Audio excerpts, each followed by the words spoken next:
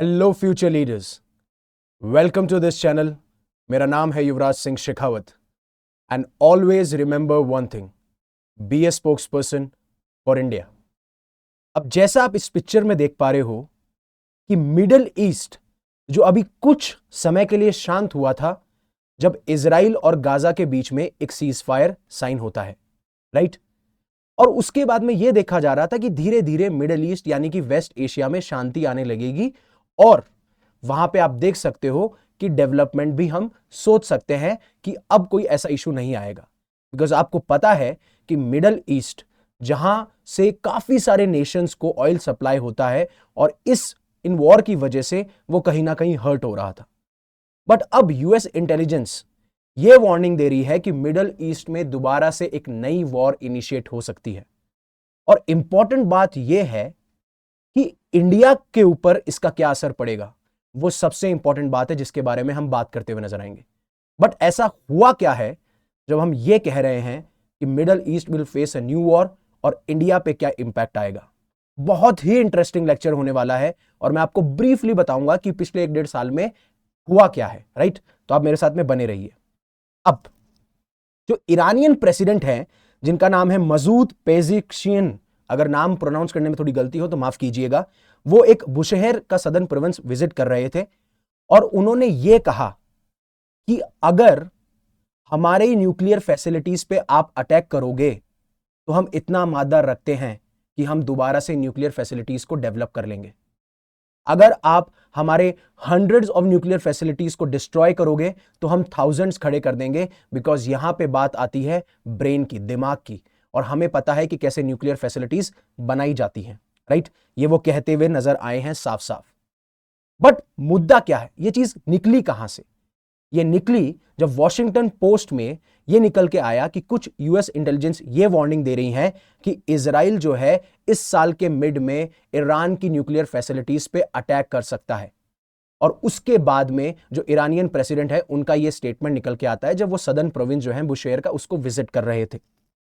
अब सबसे इंपॉर्टेंट बात यह है कि अगर ऐसा होता है तो एक तो जो न्यूक्लियर प्रोग्राम है ईरान का वो कहीं ना कहीं उसको सेटबैक लगेगा, उसको धक्का लगेगा। और जो हम इस रीजन में बात कर रहे थे कि आने वाले टाइम पे पीस होगा, उसको भी बहुत बड़ा धक्का लगने वाला है। अब यूएस के जो प्रेसिडेंट हैं डोनाल्ड ट्रंप, वो इसके बारे में क्या सोचते हैं आपको पता है, जैसे वो अनप्रेडिक्टेबल, वो बताता नजर आऊंगा। और कैसे ये चीजें अनफोल्ड हुई हैं उसके बारे में भी हम बात करेंगे। आप यहां पे एक टर्म देख रहे हैं जिसका नाम है प्रीएम्प्टिव अटैक। इसका मतलब यह है कि जब किसी पर्टिकुलर नेशन को या फिर पर्टिकुलर एंटिटी को यह लगता है कि दूसरी एंटिटी मेरे लिए थ्रेट है और वो मुझ पे अटैक कर सकती है, उससे पहले ही आप उसको नस्तो नाबूद कर दो, आप उसको पे अटैक कर दो और उसको कंप्लीटली डिस्ट्रॉय कर दो, उसको वीक कर दो। ये सारी चीजें हमें देखने को मिलती हैं। और अगर ऐसा होता है तो हमें बहुत बड़े लेवल पे एक और कंफ्लिक्ट, एक और वॉर निकलती हुई नजर आएगी जिसमें इजराइल और ईरान दोनों आमने सामने होंगे। कैसे अभी तक ईरान आमने सामने नहीं था उसके बारे में मैं ब्रीफली बात करूंगा। आगे बढ़ने से पहले अनअकैडमी आपके लिए लेके आया flat 50% of on all the courses और साथ साथ में फ्री 6 मंथ्स एक्सटेंशन। और जो लोग आइकॉनिक सब्सक्रिप्शन लेते हैं उनको मिलेगा मुनाल सर के प्रिंटेड हैंडआउट्स, जिससे कि आप अपनी इकोनॉमी की तैयारी को बहुत ज्यादा इफेक्टिव और स्मूथ बना सकते हैं। और अगर जैसे मैंने बोला कि आप अगर कोई भी बैच लेते हैं तो उसमें आपको फ्लैट 50% ऑफ मिलेगा। तो जैसे इग्नाइट 2026 इंग्लिश बैच है, अगर आप इसमें एनरोल करते हैं तो आपको बाकी सारे बैचेस का भी एक्सेस मिलेगा free of cost, right? But आपको कोड यूज करना है, वो कोड है दैट इज UV50, जिसका डिस्क्रिप्शन में आपको लिंक मिल जाएगा और मैक्सिमम डिस्काउंट अवेल कर सकते हो। अब कुछ चीजें समझने की हैं, बिल्कुल बेसिक से बात करेंगे थोड़ी सी, उसके बाद में हम देखते हैं। अब देखिए, आपको पता है कि गाजा में एक मिलिटेंट ग्रुप है जिसका नाम है हमास, जिसने अक्टूबर 7, 2023 को इजराइल में अटैक कर दिया था। उसके बाद में इस रीजन में वॉर छिड़ गई थी और वहीं से ये रीजन पूरा कन्फ्लिक्टेड जोन बन चुका है। और ये काफी टाइम से ये रीजन ऐसा है जो कन्फ्लिक्ट एरिया, कन्फ्लिक्ट प्रोन है, यहां पे कन्फ्लिक्ट होते रहते हैं। तो इजराइल और गाजा की वॉर छिड़ गई क्योंकि हमास की वजह से। और ईरान, जो कि गाजा में जो हमास रह रहा है, लेबनान में जो हिजबुल्लाह रह रहा है, राइट, और यमन में जो हाउदीज रह रहा है, उनके साथ में मिलकर एक एक्सिस ऑफ रेजिस्टेंस बनाता है जिसमें कि वो इजराइल और यूएस के जितने एलीज हैं उनका इंफ्लुएंस कम करना चाहता है। इसलिए ईरान जो है इनडायरेक्टली इस वॉर के अंदर था, इन प्रॉक्सीज का इस्तेमाल करते हुए इसराइल पे वो अटैक कर रहा था। बट जिस तरीके से इसराइल ने दोबारा से रिटेलिएट किया, तो कहीं ना कहीं उन्होंने हमास की, हौदीस की और हिजबुल्लाह की कमर तो तोड़ी है। और उसके बाद में एक टाइम आता है जब ये बोल दिया जाता है ट्रंप के आने के बाद कि इस पे अब हम सीज फायर लगाते हैं, और उस सीज फायर की कुछ शर्तें होती हैं कि आप हॉस्टेजेस को रिलीज कर दीजिए, हम ऐसे दोबारा अटैक नहीं करेंगे, इजराइल अटैक नहीं करेगा, ये सारी चीजें हैं। और इजराइल ने साफ साफ कहा है अगर हमास ने हमारे सारे हॉस्टेजेस को नहीं रिटर्न किया तो हम दोबारा से वॉर छेड़ सकते हैं, या फिर ये जो हमने सीज फायर किया है इसको हम ब्रेक कर सकते हैं। राइट, आप ये देख सकते हैं कि ये इजराइल है, यहाँ पे गाजा, यहाँ पे हमास मिलेगा, और वेस्ट बैंक। तो गाजा और वेस्ट बैंक जो है वो पैलेस्टीन टेरिटरीज है, यहाँ पे पैलेस्टीनियंस रहते हैं। राइट, अब शुरुआत कहां से होती है? शुरुआत होती है 1 अप्रैल 2024 से, जब इजराइल अटैक कर देता है ईरान के कॉन्सुलेट जो कि डेमस्कस के अंदर है, और उसके अंदर 7 लोगों की जान जाती है, इंक्लूडिंग 2 यहां पे IRGC जनरल्स जो होते हैं उनकी भी जान जाती है। अब अप्रैल 13 को क्या होता है, ईरान काफी सारे ड्रोन्स और मिसाइल्स इजराइल पे दाग देता है, और यह सिलसिला चलता रहता है। फिर यह होता है कि 1 अक्टूबर को ईरान दोबारा से बहुत सारी मिसाइल्स, यानी कि लगभग 200 मिसाइल्स दाग देता है इजराइल के ऊपर। और जो इजराइल के एक्स PM है वो उस टाइम पे, उस अटैक के बाद में ये कहते हैं कि आप हमें मजबूर मत कीजिए, नहीं तो हम आपकी ईरान की जो न्यूक्लियर फैसिलिटीज हैं उस पे हम धावा बोल देंगे, उस पे हम अटैक कर देंगे। अब जब डोनाल्ड ट्रंप कैंपेन कर रहे थे, जब उनसे पूछा यह गया कि आपका क्या मानना है, क्या ईरान की न्यूक्लियर फैसिलिटीज पे अटैक करना चाहिए, तो वो ये कहते हैं हाँ करना चाहिए। अब आपको मैं एक चीज बताऊंगा बाद में कि कैसे यूएस प्रेसिडेंट की जो प्रायोरिटीज हैं वो चेंज हुई है, और इस टाइम पे जो यूएस है वो बहुत ही नैरो प्रिज्म और एक बहुत ही संकीर्ण सोच के साथ में ईरान को देख रहा है, या फिर इस रीजन को देख रहा है। अब जैसे जो डोनाल्ड ट्रंप साहब है वो अनप्रिडिक्टेबल है। एक तरफ तो वो ये बोलते हैं कि मैं ईरान के साथ में डील करूंगा, और वो डील होने के बाद में ऐसी नौबत ही नहीं आएगी कि इजराइल को अटैक करना पड़े ईरान के ऊपर, या फिर इजराइल को उनकी न्यूक्लियर फैसिलिटीज पे अटैक करना पड़े। और दूसरी तरफ ये बोलते हैं कि वो अटैक कर दे, ईरान की जो न्यूक्लियर फैसिलिटीज है उन पर अटैक कर दे, क्योंकि उन्हें ये लगता है कि जो ईरान है वो जो उनकी न्यूक्लियर फैसिलिटीज हैं उनके थ्रू वो न्यूक्लियर बॉम्ब्स या फिर न्यूक्लियर एनरिचमेंट करता हुआ नजर आ रहा है। और ये चीज आप सबको याद होगी कि 2015 में एक डील हुई थी जिसके तहत ये बोला गया था कि यूएस जो है वो सैंक्शंस नहीं लगाएगा ईरान के ऊपर, क्योंकि सैंक्शंस लगाने के बाद में आपकी ट्रेड पॉसिबल नहीं होती, आप ज्योग्राफिकली और इकोनॉमिकली आइसोलेट हो जाते हो, और जो भी नेशंस आपके साथ ट्रेड करेंगे उनको भी उन सैंक्शंस का हर्जाना या फिर भुगतना पड़ेगा। राइट, ये सारी चीजें हैं। और उस एग्रीमेंट के बाद में 2018 में ट्रंप जो है वो यूनिलेटरली खुद ही ये डिसाइड करते हैं कि मैं इस एग्रीमेंट से बाहर जाता हूं, और तेहरान पे ये एलिगेशन लगाते हैं कि वो अभी भी न्यूक्लियर एनरिचमेंट कर रहे हैं। बट तेहरान इन एलिगेशंस को बार बार डिनाई करता हुआ नजर आता है।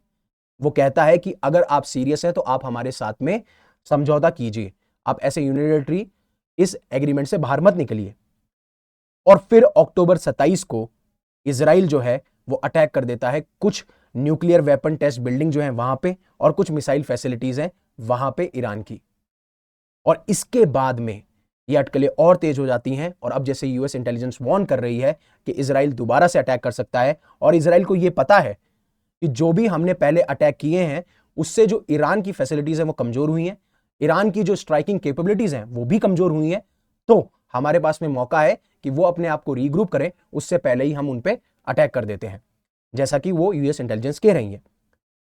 अब जब यूनाइटेड नेशन की जो न्यूक्लियर एजेंसी बोर्ड है, जब उन्होंने विजिट किया तो उन्होंने ये बोला कि जो तेहरान है, जो ईरान है, वो हमारे साथ में फुली कॉपरेट नहीं कर रहा।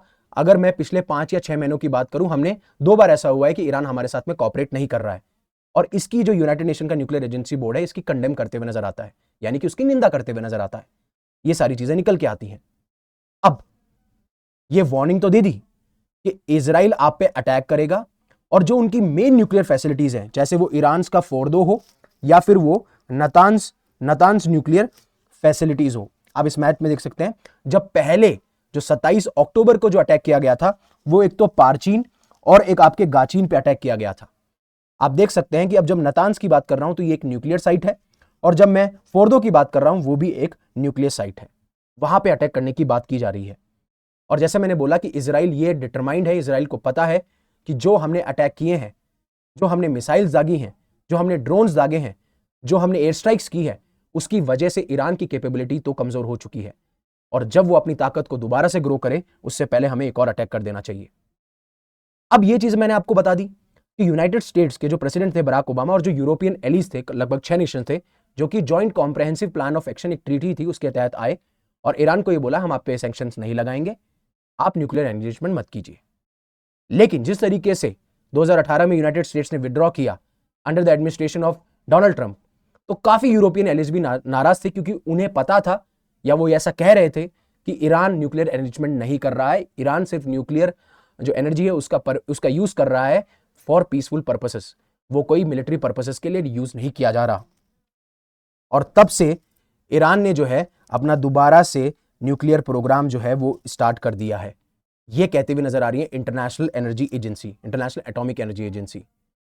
और ईरान ने जैसे मैंने आपको बताया कि वो ये कहते हुए आए हैं कि हम तैयार हैं आपसे बात करने के लिए अगर आप सीरियस हैं तो, क्योंकि वेस्ट जो है वो खुद ही नहीं समझ पा रहा है, स्पेशली यूएस ये नहीं समझ पा रहा है कि ईरान रेडी है।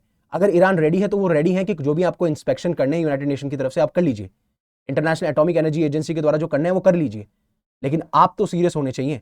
क्यों? क्योंकि अमेरिका कंटेन करना चाहता है ईरान को, क्योंकि अमेरिका है एलीज इजराइल का। इसलिए जब इजराइल गाजा वार चल रही थी तो अमेरिका इजराइल को सपोर्ट करता हुआ नजर आ रहा था, क्योंकि आपको पता है कि अमेरिका बार बार अपने इंटरेस्ट को चेंज करता रहता है, वो भी अपने इंटरेस्ट के हिसाब से। आपको ये चीज समझनी पड़ेगी। बट मुद्दा यह है कि इसमें इंडिया का क्या घाटा, इंडिया कहां से बीच में आ गया। अब उसके बारे में बात करते हैं। पहली इंपॉर्टेंट चीज यह है, आपको पता है कि मिडिल ईस्ट और वेस्ट एशिया में जितने भी नेशंस हैं वो ऑयल रिच नेशंस हैं और वहीं से वो ऑयल को क्या करते हैं, एक्सपोर्ट करते हैं बाकी सारी नेशंस में और उसी से उनकी इकोनॉमी चलती है मोस्टली। लेकिन अगर आपके पास में सप्लाई है, ओवर सप्लाई है ऑयल का और वो जा रहा है कहां पे, बाकी नेशंस में, तो आपको पैसा मिलता है और जो बाकी नेशंस हैं उनको सस्ता तेल मिलता है। अगर इस मिडिल ईस्ट के रीजन में कंफ्लिक्ट रहेगा, अगर ईरान के ऊपर सैंक्शंस रहेंगे तो ऑब्वियस ही बात है उससे ट्रेड करना डिफिकल्ट है, और अगर हम उनके साथ में ट्रेड जुड़ते हैं तो हमारे लिए महंगा हो जाएगा ऑयल। तो इससे अच्छा हम रशिया से ही ले लें या फिर हम यूएस से ही ले लें। जैसा कि आपको अभी पता चला होगा कि हमारे जो प्रधानमंत्री मोदी साहब जब गए हैं अमेरिका के विजिट पे, तो वहां पे ये भी बात हुई है कि हम आपसे भी ऑयल लेते हुए नजर आएंगे। और दूसरी सबसे बड़ी बात, जो चाबार पोर्ट हम डेवलप कर रहे हैं ईरान के अंदर, राइट, ये आप देख सकते हैं, ये है Chabahar port. Wait a second, ये है आपका चाबार पोर्ट जो कि आप ईरान में डेवलप कर रहे हो। और ये भी अभी इशू आया है न्यूज के अंदर, क्योंकि अमेरिकन जो प्रेसिडेंट डोनाल्ड ट्रंप उन्होंने एक मेमो इशू किया है, उसके बारे में मैं बात करूंगा। अब देखिए, ईरान की जो सबसे ज्यादा ट्रेड होती है वो होती है बंदर अब्बास से, राइट, और बहुत ही कम ट्रेड होती है चाबार से। तो चाबार इतना इंपॉर्टेंट क्यों है और अमेरिका क्यों अपना मेमो इशू कर रहा है और इंडिया के लिए क्यों इंपॉर्टेंट है? देखिए, सबसे बड़ी बात, आप पहली बात समझिए कि ये जो एग्रीमेंट है इसका 10 साल का एग्रीमेंट साइन हुआ था इंडिया और ईरान के बीच में, जहां पे ये बोला गया था कि हम यहां पे इंफ्रास्ट्रक्चर और ट्रेड को डेवलप करते हुए नजर आएंगे, राइट। ये सारी चीजें यहां से निकल के आई थी और 2003 में ये प्रोजेक्ट कंसीव हुआ था। बट उसके बाद में इशू ये था कि जिस तरीके से यूएस और यूएन ने सैंक्शंस लगा रखे थे, कोई कंट्री जो है वो डील करना नहीं चाहती और ये कभी प्रोजेक्ट जो है फ्रूटफुल नहीं हो पाया। बट जब 2015 में एग्रीमेंट हुआ, जो आपका JCPOA एग्रीमेंट है ईरान के साथ में, तो ये हुआ कि सैंक्शंस को हटा लिया गया, तो अब कोई एंटिटी इनके साथ में डील कर सकती है। तो उसके बाद में हमने ये एग्रीमेंट साइन किया। और एग्रीमेंट साइन करने का मकसद क्या था? पहली चीज आप समझिए, ये आपका इंडिया है, राइट, कांडला पोर्ट है या मुंबई पोर्ट है। पहली चीज, ये इंडिया को एक्सेस देता है जो आपका पाकिस्तान का रीजन, सॉरी, आपका जो अफगानिस्तान का रीजन है, आपका जो सेंट्रल एशिया का रीजन है, जिसमें हम पाकिस्तान को बाईपास कर सकते हैं, पहली चीज। दूसरी चीज, एक्सपेक्ट ये किया जा रहा है कि इस चाबार को हम international north south transport corridor के साथ जोड़ेंगे, और अगर ऐसा होता है तो हमें रास्ता मिल जाएगा ना खाली सेंट्रल एशिया का बट यूरोप की तरफ भी। दो चीज। तीसरी चीज इंपॉर्टेंट यह है कि चाबार पोर्ट जो कि अराउंड 200 किलोमीटर दूर है ग्वादर पोर्ट से। अब ये ग्वादर पोर्ट जो है चाइना डेवलप कर रहा है पाकिस्तान के अंदर, जो कि एक इनिशिएटिव के तहत किया जा रहा है जिसका नाम है बेल्ट एंड रोड इनिशिएटिव। अब ये जो बेल्ट एंड रोड इनिशिएटिव है उसके तहत ग्वादर पोर्ट को डेवलप किया जा रहा है, और यही CPEC का पार्ट भी है, चाइना पाकिस्तान इकोनॉमिक कॉरिडोर। जिस तरीके से चाइना इस पोर्ट को डेवलप करके इस पूरे रीजन में अपना इंफ्लुएंस बढ़ाना चाहता है, उस इंफ्लुएंस को काउंटर करने के लिए चाबार पोर्ट भी बहुत इंपॉर्टेंट है, राइट। तो ये सारी चीजें हैं जो चाबार पोर्ट को बहुत ज्यादा इंपॉर्टेंट बनाती हैं। तो फिर दिक्कत क्या है? अमेरिका ने मेमो इशू क्यों किया? क्योंकि पहले अमेरिका की नीड्स अलग थी। अगर 2018 से पहले की बात आप करेंगे तो अफगानिस्तान के अंदर इस्लामिक रिपब्लिक था जिसको अमेरिका बैक करता था, और यह पोर्ट बहुत ज्यादा फ्रूटफुल इसलिए था क्योंकि ये काबुल की जो इकोनॉमी है या फिर काबुल को सपोर्ट करते हुए नजर आता था, इसलिए अमेरिका ने ऐसा कुछ स्टेप नहीं लिया।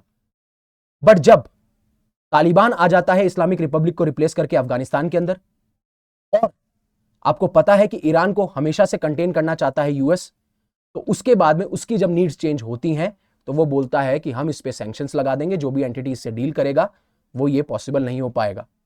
और पहले भी हमारे इस एवज में हम पे सैंक्शंस वेव इसलिए कर दिए गए क्योंकि उस टाइम पे यूएस की नीड थी, क्योंकि वो बैक कर रहा था इस्लामिक रिपब्लिक को, वो चाहता था कि काबुल को भी इससे सपोर्ट मिल रहा है। लेकिन अब वैसी सिचुएशन चेंज हो चुकी है, राइट, क्योंकि अफगानिस्तान में भी तालिबान सरकार आ चुकी है। तो अब ये इशू किया जा रहा है और वो ये थ्रेट दे रहे हैं।